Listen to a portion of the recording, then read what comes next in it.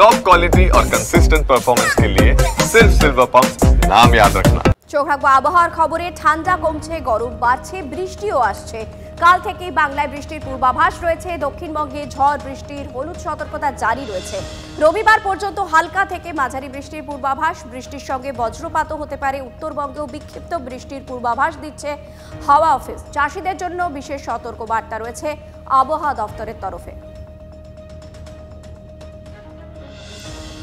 ঠান্ডা কমছে, গরম বাড়ছে, বৃষ্টিও আসছে। আর কাল থেকেই বাংলায় বৃষ্টির পূর্বাভাস দিয়েছে আবহাওয়া দফতর।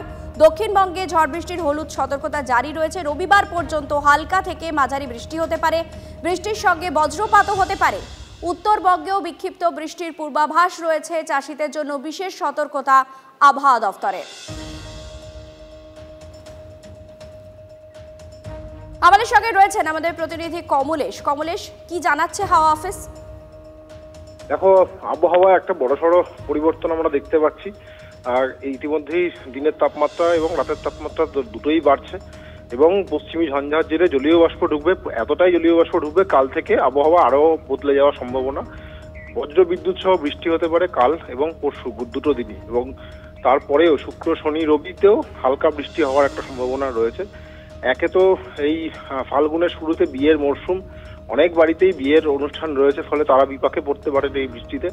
এবং এখন মাঠে প্রচুর ফসল রয়েছে, বিশেষ করে আলু রয়েছে, সেই আলু চাষেরও একটা ক্ষতির আশঙ্কা আবহাওয়াবিদরা করছেন।